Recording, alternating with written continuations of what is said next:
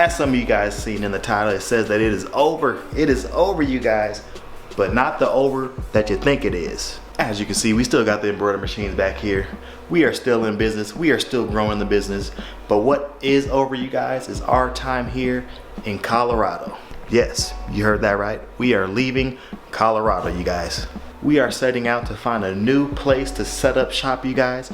Actually, we already found a place to set up shop. I'm not gonna give it away quite yet. But once we're out there, I'm gonna give you guys some updates on where we are and how the business is growing and how the new location is benefiting the business, you guys. But like I said, you guys, we are still in the business of embroidery.